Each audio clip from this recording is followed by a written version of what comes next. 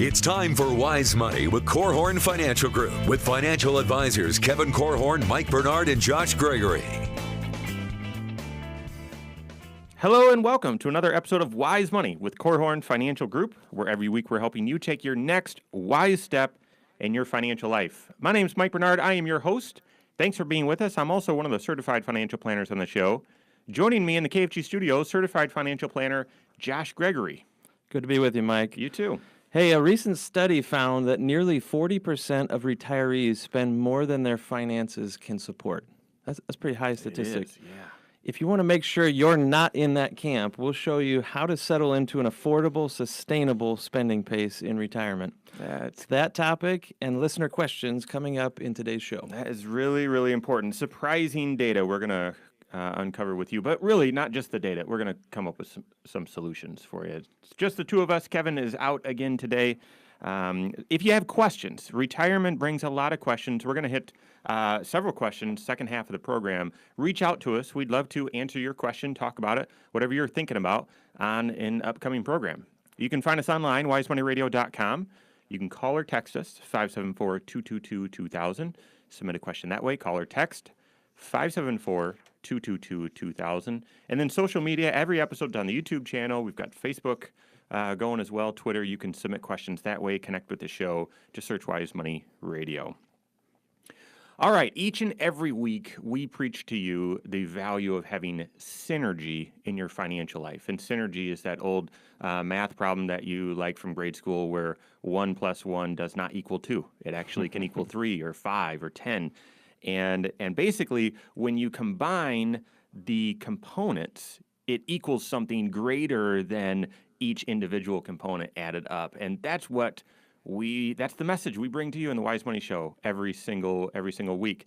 There's 6 areas to your financial life, but you've got to make decisions that bring synergy, that actually bring harmony in all of those areas. One in particular we're going to be kicking off today's program with, and that is with retirement. Whether your goal for retirement is the traditional one of working, and then someday being able to hit the snooze a lot more and just have a lot of relax and recreation, or if it's more of a transitioning from one purpose to another purpose. There's some recent data that comes out that retirement could be a little bit different than you anticipate. I'll just tell you the headline here. Just like Josh said, a recent survey found that nearly 40% of current retirees are spending more than they anticipated. In fact, the headline, conventional wisdom says Americans are not saving enough for retirement. But to make matters worse, nearly 40% are saying they're spending more. That's a tough combination right there. Absolutely. I think the most important question is why, right? Yeah. Anytime there's a gap between your expectations and your experience, or a gap between your perception and reality, I would even say a gap between your plans and your implementation, I think it's important to pause and just kind of analyze that gap. Figure out, well, why are things going differently than I imagined that they would? And certainly, if you're early in retirement, it's an important topic. It's a timely topic for you because you don't want to become one of those statistics. 40% is a lot of people that are potentially overspending, and the question is, well, when are they going to feel the effects of that? Right. So, and you're certainly not alone in this either, because we see folks all the time who come in with certain expectations of what they want out of life, but then they get into retirement or get into a certain stage of life, and it's not going the way that they thought it would. And in my opinion, that can mean one of two things. It's either caused by maybe not having realistic expectations to begin with. Maybe it's a problem with your perception or the plan itself. Maybe it was missing something along the way. Or it could be a problem with your execution or your implementation of that plan. Maybe you had all the right vision, but you just didn't take the right actions to make it come to fruition. Either one of those could be a case. Either one could.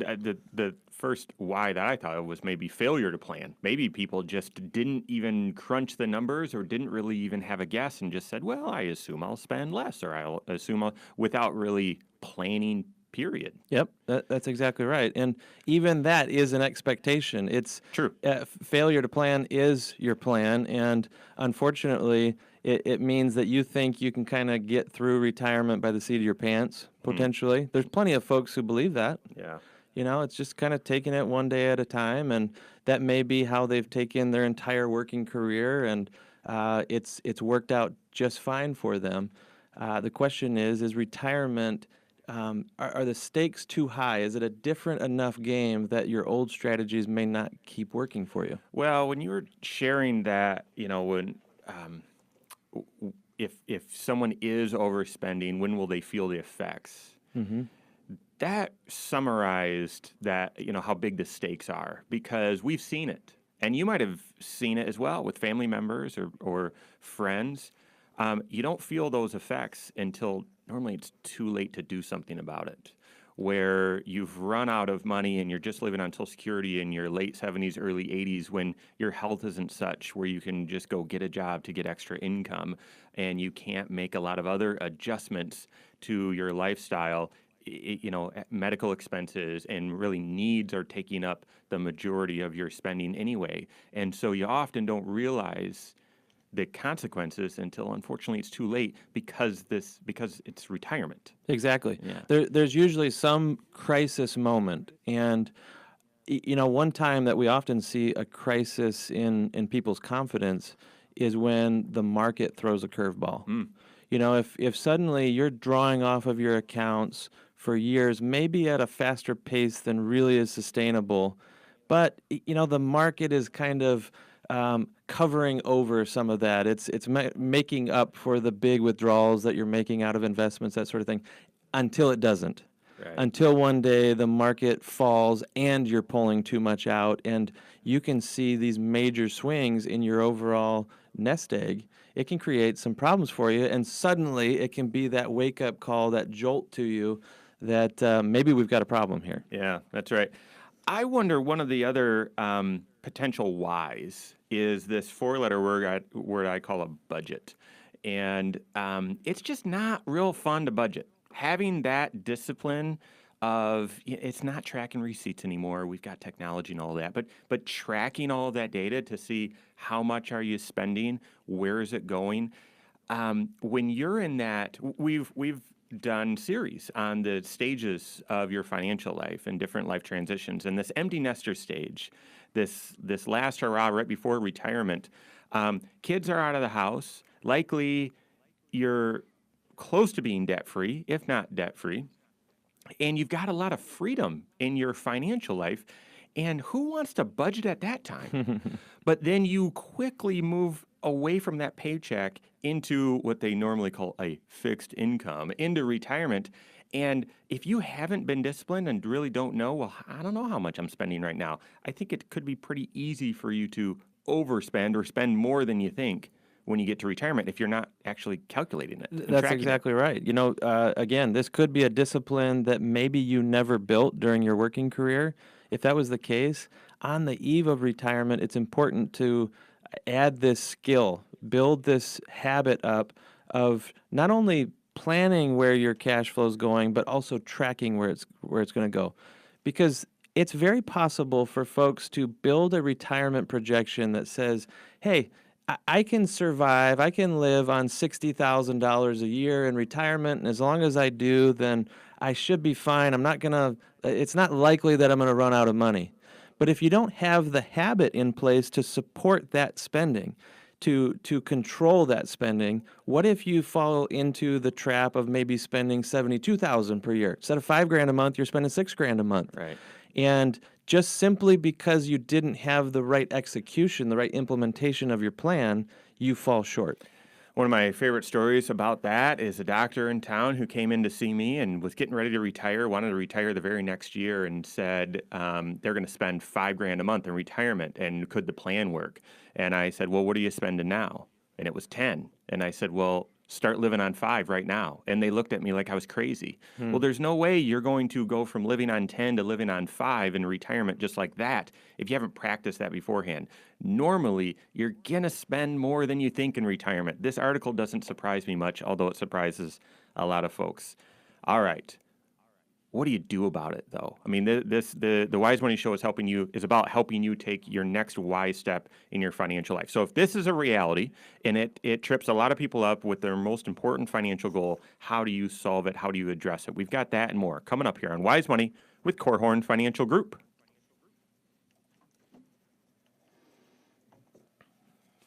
Yeah, my brain is moving slow. It doesn't seem like it. They said it was Nobi out there. Okay. So she was down here. I think she talked with him. Okay. Did you hear him? I could. I didn't really feel like it was being picked up, I but don't think it was either, but I could tell you were distracted. I was wanting it to not get louder. I tried to not let your distraction distract me. Good. But Sent out a message to the staff too. did you? All right, so that second point is people relying too much on Social Security. That's just another, well, those other 2 points.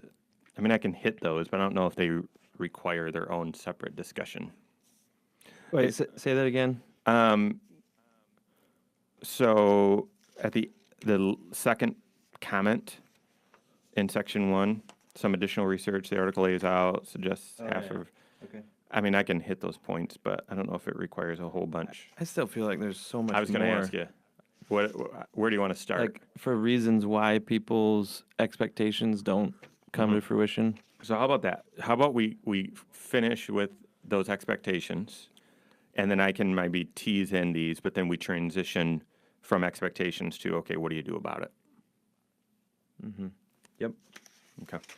And I need to figure out where in the world that is. Because that was really segment 2, right? Yeah. Are you hoping that we get back on track and get to listener questions in the third? No, but I'm Just go with it? Yeah, just go with it. I don't know how much you've got, so I don't know how fast to drive, but we'll play by ear. Yep. Okay. Go with it.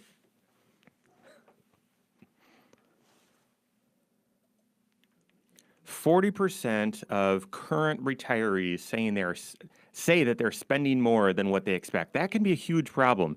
There's 5 big factors that determine whether you're on track for retirement, and I would argue spending's the most important. So this is an alarming statistic. We'll tell you why it's happening pretty quick. We're going to tell you what you can do about it. Thanks for being with us today. This is Wise Money with Korhorn Financial Group. My name's Mike Bernard. Here with me in the KFG studios, Joshua Gregory. Kevin Korhorn's off today. I want to say thank you to the attorneys at Ledoux, Kern, and Keene, as well as First State Bank for making the Wise Money Show possible. Thank you very much. In just a few moments, we're going to be getting to questions from fans of the show. If you have a question, we'd love for you to submit it in, and we can discuss it on an upcoming program. Call or text 574-222-2000. You can submit a question that way. Call or text 574-222-2000. You can find us online, wisemoneyradio.com. Submit a question right there on the right. Turns into an email, comes right to me. I'll hit it on an upcoming program. Or lastly, you can submit a question via social media. So on the YouTube channel, where every episode is, or on the Facebook page or Twitter, just shoot your question that way. Just search Wise Money Radio. Okay, we're kind of halfway through. A recent study came out surveying different current and new retirees, saying, "Hey, how's it going? What's surprising you? What's right on par?" And something really big is surprising them. 40%, so nearly half, say they're spending more than what they expected. And as I just laid out, spending is one of the biggest variables. You think the biggest variable is how much money do I have saved up? My number. No, the biggest variable is, in my opinion, is how much you spend. And when current retirees are saying they're spending more than what they thought, ooh, that's a problem, needs to be addressed. Well, it's a problem, and the article, unfortunately, just presents the statistic, defines the problem, but it doesn't actually give the cause of the problem. Correct. And so we're kind of speculating this morning. We're talking about, well, what are the things that we see folks maybe at risk of doing wrong, or what would cause them to overspend in retirement? And, I'll throw out an idea on that. One might be that they really just didn't have a plan or fully understand what their activity level was going to be in retirement. Totally. You know, this is a change in all patterns of life. It's not just I'm not getting up every morning at the same time and going to work. Your life doesn't revolve around the work schedule anymore when you get to retirement. But what does fill that gap? What does fill that time? It could be all kinds of things, and some of those could be new hobbies or travel. Your social life maybe expands in some way. Some people are just bored, and any of those things could cause them to spend more money. I spend more money on Saturdays than I do on Tuesdays. Of course Just, you do. Right? Yeah. You're just out and about. You You want have to more do free things. time. Yeah. Exactly. So if your schedule is mostly free time when you start out in retirement, Yeah. and many people in your life will try to fill your schedule for you. My wife and I are actually trying to resist this right now because her folks just retired, and I have They've got so all sorts of plans for you. Yes, I have so much creativity on things they could do with their time that would really just benefit me greatly, right? Oh, that's funny. Well, the other thing when it comes to spending, like you mentioned, is there could be something called pent up demand, where you've had this, or another way of saying it is the bucket list. You've had all these ideas of what you're going to do in retirement, and so you just are off to the races and checking a lot of them off the list. When we do our planning, I like people to list those out. And I actually want to list them out in a meeting and say, what are all of these items that are right there on the horizon? As soon as you retire, you're going to go after these things. And let's put dollar amounts next to them so that we know exactly how we're going to pay for these. Okay, so you just hit on one of the dangers for many retirees, and that is when you suddenly have freedom in your time, you do go try to tackle the entire bucket list all in one shot, Yeah. right? You know, 2 years into retirement, you could have checked everything off the list, and you could be broke, right? Because most of these bucket list items have some sort of financial cost to them. And so that's actually a mistake that sometimes people can fall into, is not considering the right timing of when they spend money. You know, that awesome New Zealand trip that you've been dreaming about your whole life, you know, there might be a great time to take it, and there might be an okay time, and there might even be a bad time to take that. And to the extent that you're willing to be flexible on the timing of your spending, that can have an impact, or it can actually benefit you, keep you from overspending at times. You know, when the market, when your investments are at a depressed value, you know, they've been squashed by some sort of market storm, that might not be the greatest time to take a big chunk of money out to do a discretionary activity that doesn't have to happen right now. If you haven't planned appropriately for it. Yes. Hopefully you've planned ahead and that market storm doesn't derail some of those plans. That's part of the value of great planning. Speaking of great planning, I think one other potential why is people going through an exercise that they think is planning, but it makes a bogus assumption as to how much they'll spend. Let me tell you, let me see if you've heard this one. An online calculator, or maybe attached to your 401k statement, they just assume you're going to spend a certain percentage of your paycheck, and that's what you'll spend in retirement. That's what your retirement lifestyle will be. Well, that is totally pulled out of thin air. That does not bring into context your spouse's situation, does not bring into context your true spending habits, and like Josh already mentioned, how those spending habits may change in retirement. So I think it's possible some of the why that that reality is different from expectations is maybe you had someone setting the wrong expectations for you. Yeah. It could be, as you said, a software tool of some kind. Those overly simplistic tools that you can access online, they also don't take always into consideration things like the changing tax landscape. You know, not fully planning for taxes is one way that maybe sometimes people fail to execute their plan well and could inadvertently spend more than they really intended to. You know, not paying attention to you know, that next IRA distribution, is that going to push them into a higher tax bracket? What kind of unintended consequences could come from these activities? I'll throw out one more, too.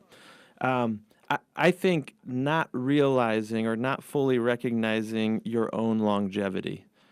could cause someone to overspend in retirement just because they're living longer than they ever anticipated. Very interesting. Right? Yeah. You know, you live longer. The more years you are on this earth, the more spending you're going to do. And if your retirement lasts longer than anticipated, maybe your resources don't stretch as long as you intend. And so that's why it's really important that when you do your planning, you need to be conservative. You need to assume. I'm going to say this kind of tongue in cheek. You're going to assume worst case scenario, and that is that you live a long, long time, right?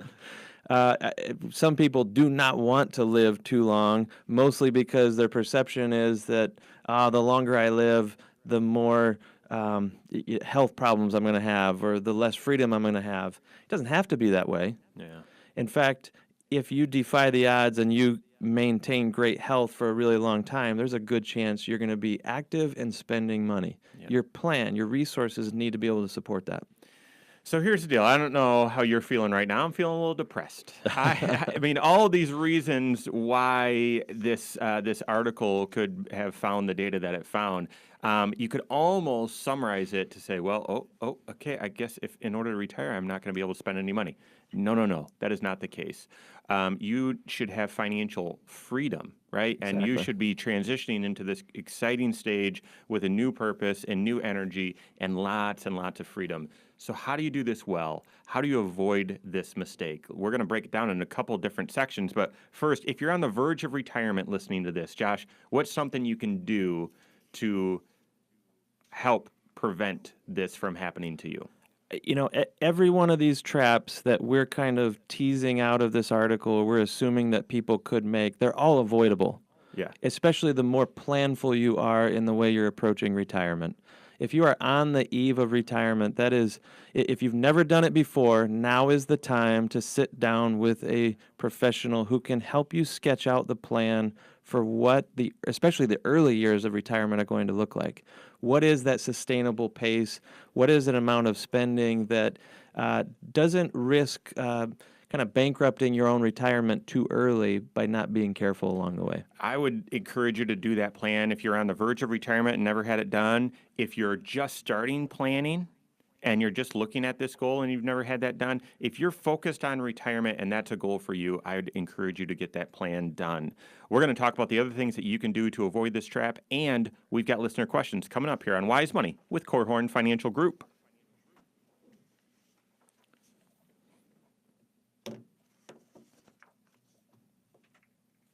All right. My mind went blank when you asked me that question. That's all right. The answer, Like, I'm pretty sure I thought about that question ahead of time, but no, I do have some more to throw out. I say let's just talk about the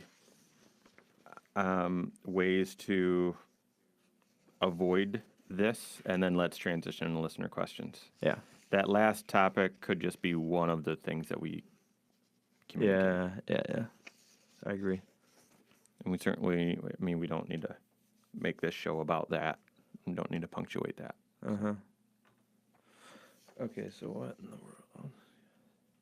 And whether you're on the verge of retirement or in retirement, in some ways the list is pretty similar, right? Yep.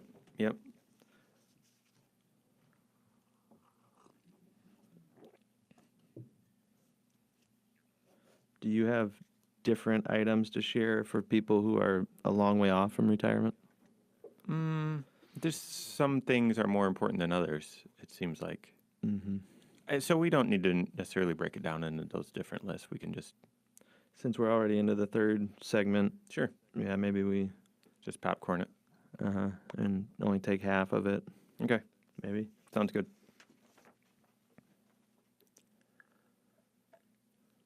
All right, ready? What are the chances that you'll overspend in retirement? Unfortunately, the research is saying those odds are pretty good. And we want you to have a very rich life. Actually, that's what planning is really all about, having a rich life. Not being rich, having a rich life. And that includes retirement. So the key is planning well and planning ahead. And we just got some great information from recent retirees that, guess what? They're spending more than they expected. So how can you prepare better with that information in mind. We're helping you with that today. This is Wise Money with Korhorn Financial Group. My name's Mike Bernard. Here with me in the KFG studios, Joshua Gregory. Thank you to Bethel College Adult and Graduate Studies, as well as Diane Bennett with REMAX 100 for partnering with us on the Wise Money Show. Thank you very much. We're going to transition into questions from fans of the show in just a moment. If you have a question, reach out to us. You can send us your question a few different ways. WiseMoneyRadio.com is how you can submit it online.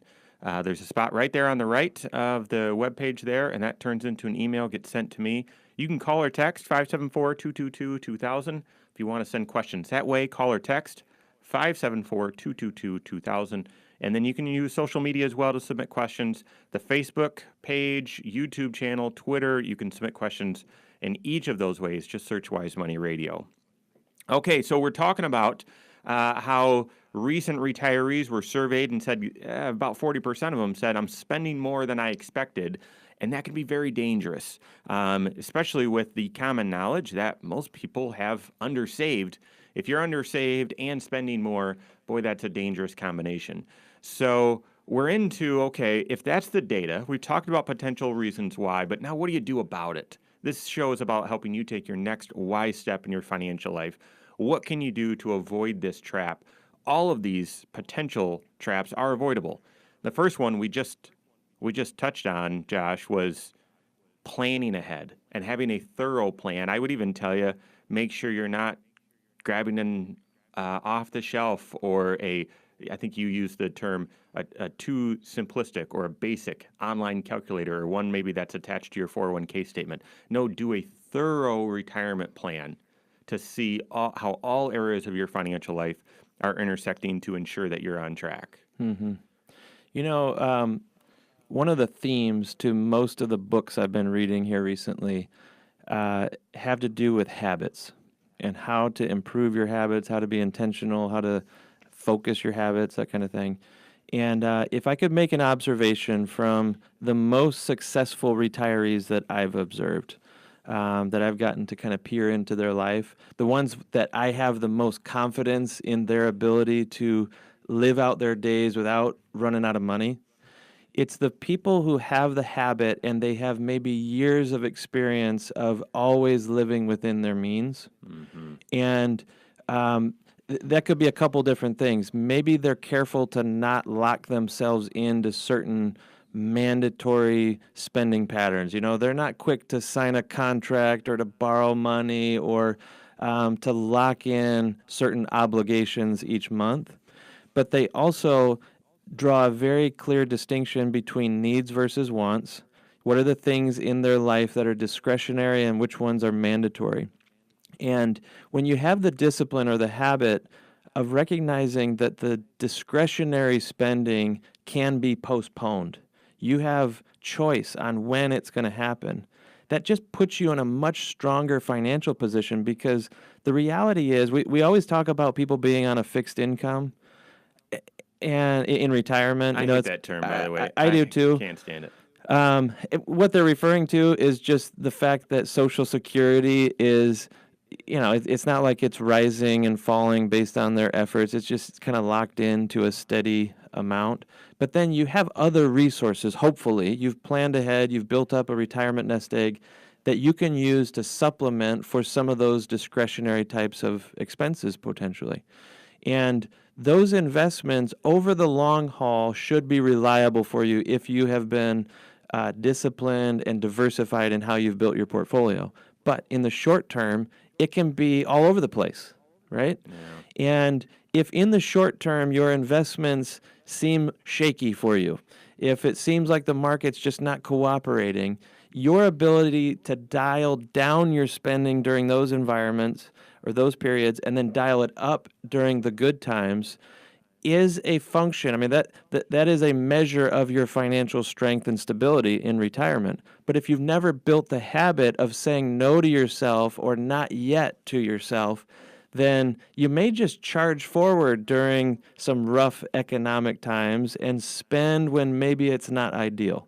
Yeah, that's hard. That's hard to implement, It especially is. if you don't have a. It's hard to implement if you have a certified financial planner, if you have a coach. I would say it's almost impossible if you don't. Along the same lines, I'd encourage you, especially if you're on the verge of retirement or even if you're in retirement right now, just just do a budget. And just track your spending and lay it out there. And if this is really not your forte and you don't like this sort of stuff, work with your certified financial planner and get some help with figuring out, okay, on a normal month and then on a normal year, how much are you spending? Just lay it out there. It's not going to be like nails on a chalkboard. It'll just be really simple. Just lay it out there. And then from there, I like trying to find a way to get about 2/3 of that spending need coming from guaranteed sources to fit what you just said, Josh, so that you have a sense of what it feels like to live within your means. You know what your means are. When you transition away from your paycheck into retirement, if you just have Social Security coming in and then you just draw whatever you want out of your investments, you might not really know what your means really are. So figuring out what that budget is, laying that out on a monthly, consistent basis, but then annually to catch all of those non-monthly, irregular expenses, but then aligning the right income plan with that so you know what your boundaries are. That's the exercise I'd encourage you to go through. If you're in retirement or if you're on the verge of it, and certainly work with a certified financial planner. If you're still a long way off from retirement, I would encourage you be managing your spending right now as well. It's going to be impossible for you to say, well, right now I'm 35, this is what I'm spending, so that's what I'll spend when I'm 65. No, so much is going to change. But you can start managing your lifestyle and making sure that you're living within your means now. It will be much easier for you to do so as you get closer to retirement. And we've done entire episodes on budgeting, coming up with a great spending plan. And it's important to not have your budget just cover the monthly obligations, not just the utility bills and the insurance and food and gas and stuff like that. It is those non-monthly expenses that you were referring to. Some of them are non-annual even. They don't even happen every single year. Things like special trips that you want to do or home improvement projects. You're going to replace automobiles in retirement. There might be major gifts or donations, maybe some other significant purchase. These are things that your cash flow plan have to account for in retirement because there probably will not be major bonuses coming in or major commissions or some of those big chunks of income that you loved back during your working career. Those days may be over, and yet you still have to account for these big ticket items in retirement. I'd offer two more suggestions to help you overcome some of these potential traps. And the first one is, I said earlier, in our planning process, as folks are getting close to retirement, we often encourage them, hey, make the list. What are all the things you want to do right out of the gate? And then let's put a dollar amount next to them and so you can plan for them. And so I'd encourage you to make that list if you haven't yet. And that can be a fun exercise because it's dreaming, it's fun, and you've been looking forward to these things. Putting the dollar amount next to them, that might not be that much fun. But if you don't have a great plan as to, okay, how are we going to do those things? Work an extra year. Maybe sneak one of those or two of them into that last year of work so that you're not delaying everything, but then spend one more year. Okay, I'm totally ready to retire. Now I'm going to work a little bit longer and save up for some of these things. And then the second thing that I'd encourage you to do is don't execute a retirement plan that just barely works. Find a way to make sure you've got margin, both in your cash flow, but also in that big goal of retirement where it's not, well, on a shoestring, we could shoot the moon and this could work. No, make sure there's margin in your financial life. Josh, you referenced the people that you have great confidence in their retirement plan, some of their habits. The folks that I have great confidence in, they're folks that have margin in their financial life so that when things don't go the way they're supposed to, they can easily adapt because they've built margin in. Yep. All right. We've got a couple great listener questions that we're going to be hitting in just a moment. That and more coming up here on Wise Money with Korhorn Financial Group.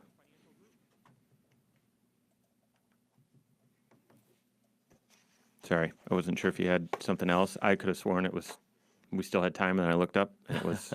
No, you're fine. I like those last two suggestions.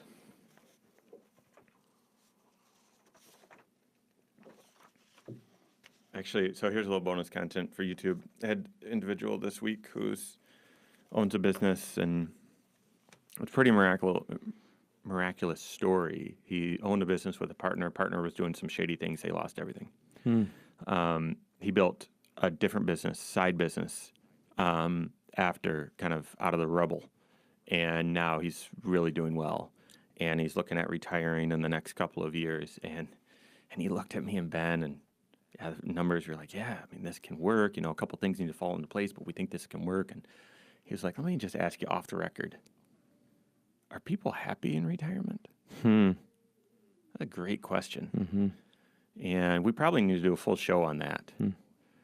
And Ben said what you've said before. And it hit really well. And it's exactly what he needed to hear. And it was, are you retiring from something or are you retiring to something? A lot of times people are retiring from something. The stress, the whatever, I need to get away. But if you also aren't retiring to something, boy, you might be miserable. And that led into a conversation about how his son and daughter-in-law are training to be missionaries right now, and they're going to be going over, and he's a bodybuilder, and so he's going to be starting a gym over in the Czech Republic, and then using that to create connections and start a church and so on. And Cool. he's like, so maybe I'm involved in that. Maybe I help fund some of that, and starting to talk about what that next purpose will be so that he retires to something. Yeah, that's awesome. Yep. All right. It's hard to imagine retirement making someone happy, though, because even happiness is a pattern, right? Yeah. Maybe removing a stress can make it easier for people.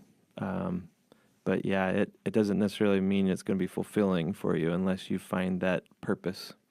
I love Kevin's term. He came back from a conference, and it was like he banished the word retirement and he started using the word repurposement. Yeah.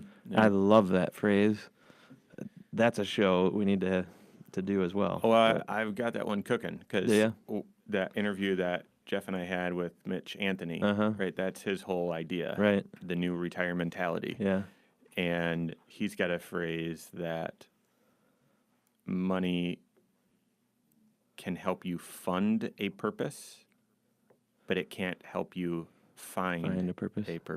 It's catchy. It is catchy. That's him. So, all right. Anything left to say on that? Maybe just encourage people to work with their CFP, and then transition to questions, or I'm fine with transitioning. Okay. I feel like you kind of got that message across there right at the end. I might lead the first segment with it, but we'll jump in with David's question. Thank you so much for being with us today. This is Wise Money with Korhorn Financial Group. My name's Mike Bernard. Here with me in the KFG studios, Joshua Gregory. We missed Kevin. Kevin's off today. He'll be back with us very, very soon. If you've missed anything, boy, we've hit, I'll summarize the topic so far in just a moment. But if you've missed anything, you can catch up on this episode on any other, a few different ways. One, on the podcast. Anywhere you listen to podcasts, just search Wise Money with Korhorn Financial Group. That's Korhorn with a K. You can subscribe to it. You can binge listen to every episode, however you want to do it.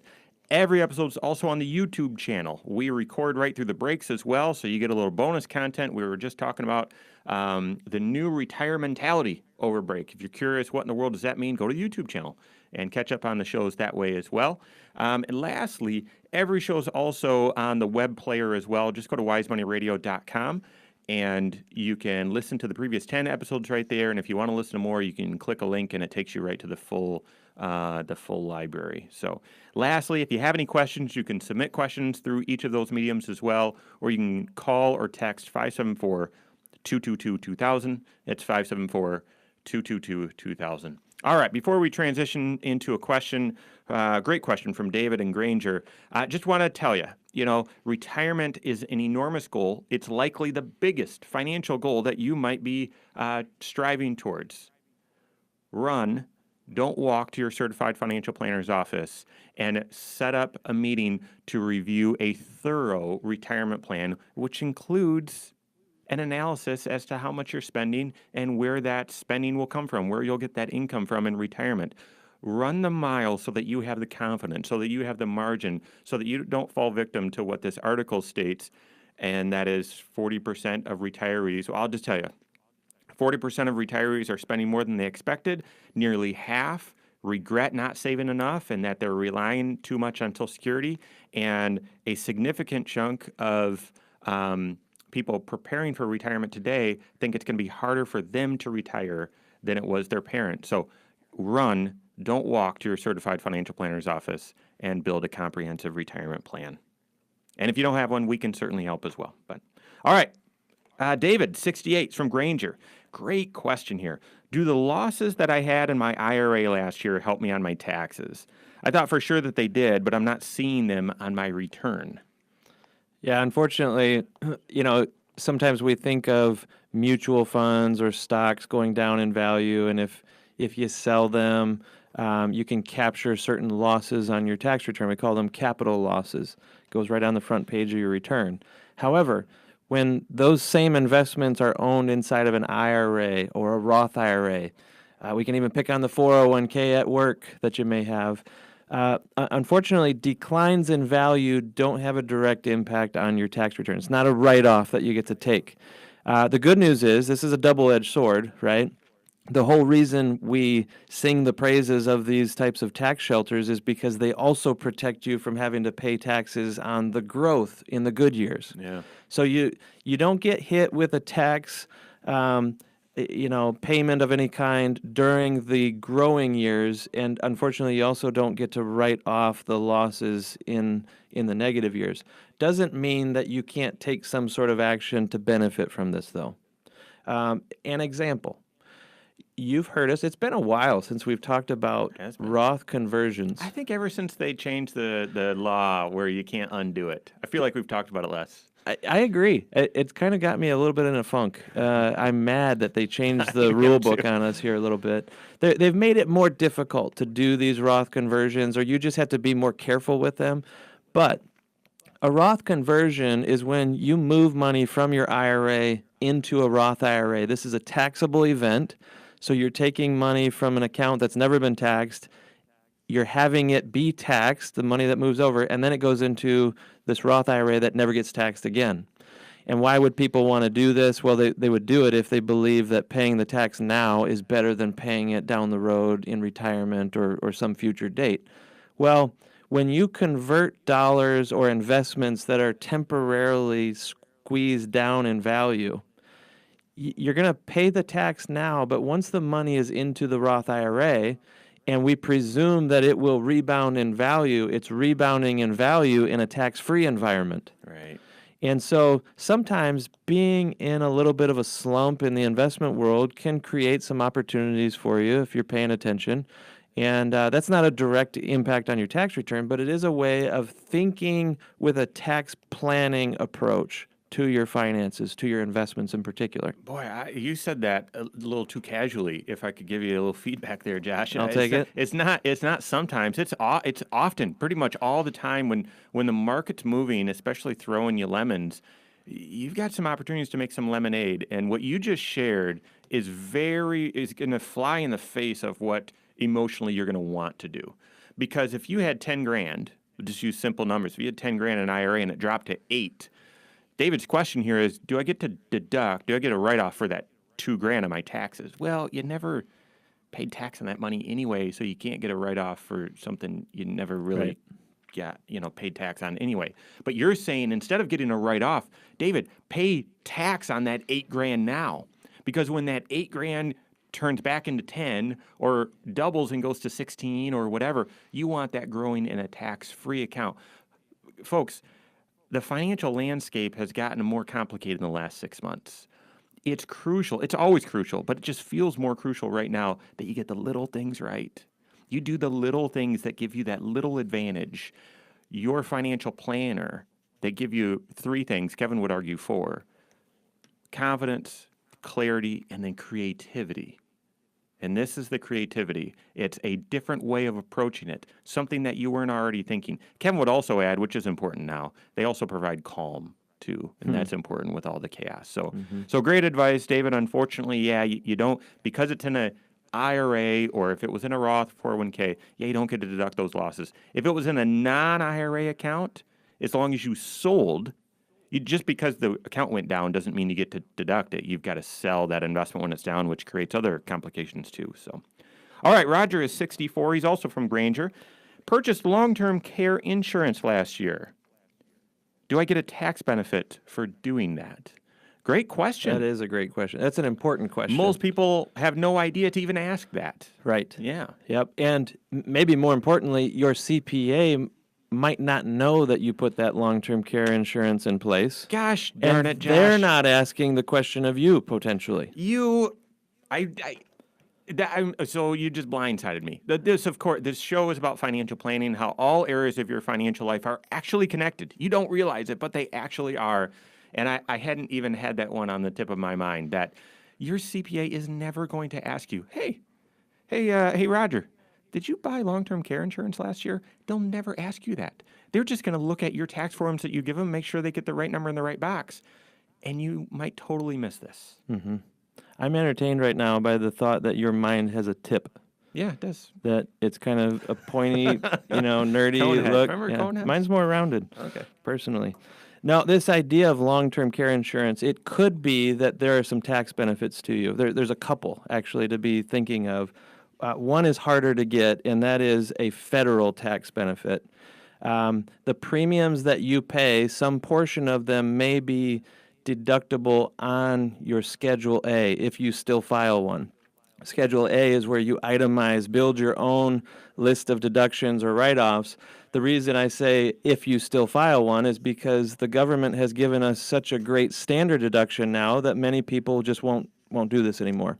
Plus, it's falling under medical expenses, which are hard to write off anyway. Yeah, there's a ceiling. There's a minimum threshold that you need to get over before they even allow that deduction. So it's hard to get. I've seen it. It's possible. That's right. But not common. Yeah, exactly. Not likely for you, but we'll see. More common is to be able to take a deduction on your state return. If this is a tax-qualified policy, and if you've heard us talk about the Indiana partnership plans, those are tax-qualified policies, which means that you get a tax write-off on your state return for the premiums that you pay, all of them. Mm-hmm. But again, it is very easy to miss this one. The fact that it wasn't on last year's return because you just bought it in 2018 means it's not on the CPA's radar. And if you hadn't been asking this question, somehow someone made you aware of this, and you're seeking it out. But this is one of the reasons why you need a certified financial planner to be the bridge between your own planning and your taxes at times. Absolutely. Great question, Roger. Thanks also for the question, David. That is all the time we have for today. On behalf of Josh Gregory, myself, and all of us at Korhorn Financial Group, have a great weekend. We'll see you next Saturday for Wise Money with Korhorn Financial Group. Securities offered through Silver Oak Securities, member FINRA/SIPC. Advisory services offered through KFG Wealth Management, LLC. Doing business as Korhorn Financial Group. KFG Wealth Management, LLC and Silver Oak Securities Incorporated companies are unaffiliated.